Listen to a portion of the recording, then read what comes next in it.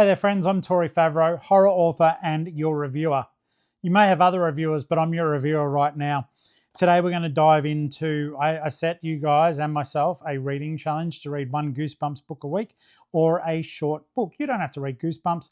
I've basically set myself the challenge because I've got most of them and I have not read most of them. Shame on me. This is book number 2. Now, I did say to you guys that I was reading a book a week. I have, but I've had some interruption in my personal life, which means that I have not been able to film. You may see sometimes I'm wearing the same shirt. I do take a day where I can film, and sometimes to keep it fresh, I change my shirt. I forgot to in this occasion, so the last 2 reviews will be in the same clothing. Shame on me. This book is Goosebumps number 2 by R.L. Stine, and it is Stay Out of the Basement.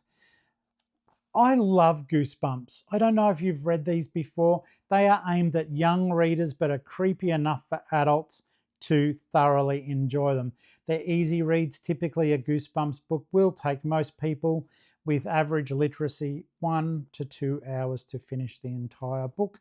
They typically weigh in at just over 100 odd pages. So in this case, let's have a quick look here because it's an interesting finish, 122 pages. The premise behind this book is that Margaret and Casey Brewer, they have a father and a mother, lucky devils. The dad is a scientist who's got the sack from the university, I think, or the laboratory that he's working on. He's been doing some weird experiments with plants, and weird things are happening in the basement. Of course, the kids sneak down to the basement and terrible things ensue.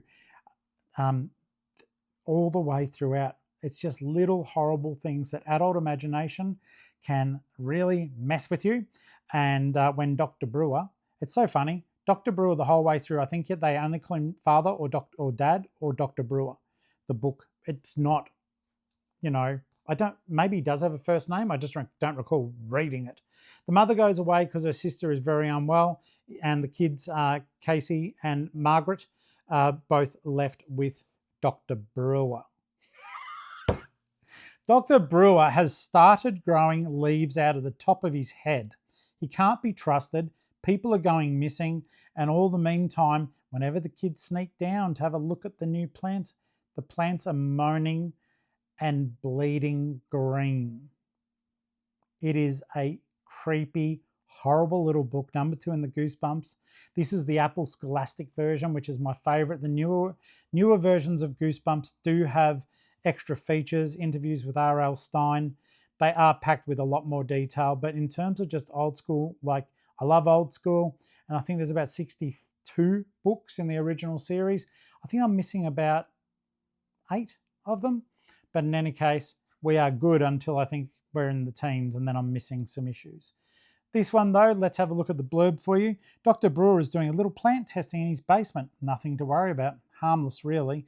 But Margaret and Casey Brewer are worried about their father, especially when they meet some of the plants he's growing down there.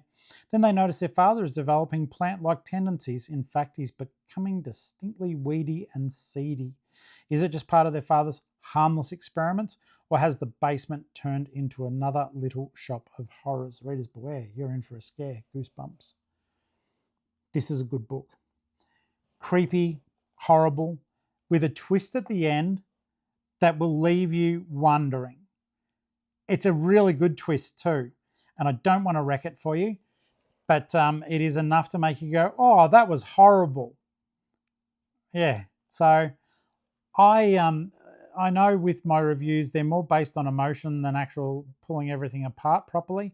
I enjoyed this book, and I enjoyed it a real lot, and I do think it is something that readers, young and old, can certainly get some goosebumps from. Did you like how I worked the title in? All of these books, they just appeal to me so very much. They're simple, they're easy to read with really twisted ideas that if they were written for adults would be truly terrifying. I would actually be very curious one day to see if R.L. Stine would try converting some of these tales into more developed stories for adult readers, because the ideas themselves are spooky as hell. In any case, that was my weekly read. I'm reading book 3 at the moment, and everything is going to plan so far. I'm liking that I'm knocking over a small book a week, in addition to the larger books that I am reading for my book club and larger books that I am reading by choice. At the moment, just in case, I got the book here, and please, you can feel free to laugh, and if you're the author of this book, please don't be angry at me, but I am currently reading Ben Young's Ride the Spiral. If you don't own this book, you're a nutcase. But if you do own this book and you're reading it and you've got it in the car, and then you buy lunch and it happens to be a burger, but you've got to go somewhere before you eat, and you absent-mindedly put your book into the bag where the burger is, don't do it. This is now a mustard book. I'm sorry, Ben. I love you, dude.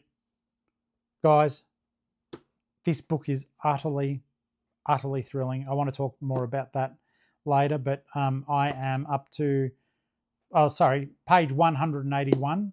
And yesterday I read 100 pages of this and I lost track of time. I was at a restaurant, like I like to go and have something to eat, and I read. And they were open until 2:30 in the afternoon. And I know I went in there at 1:15, and at 2:30 they let me know it was time to leave. I lost track of time. This book is utterly brilliant. I am such a fan of Ben Young. I'm a fan of the man, but I'm lucky he's a friend. But this book, this guy just writes so well. The character development is so good, and it's no small thing that when I equate, my favourite author is Stephen King. I can tell you right now that Ben Young is way up there. I think Ben Young would be in my top 5 authors ever. So I want more though. I want more stuff. This is the problem. I think this is his 3rd full length, and the other 2 just knocked my socks off. This blew me away. This is his best writing.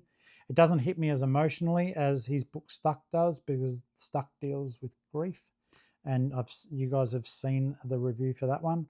But the writing in it, it's as though he's taken his next step and evolution. He is a master storyteller, and it's absolutely criminal if you haven't read one of his books. So this is the review. This is what you can aspire to read. I'll see you on the next one. Bye.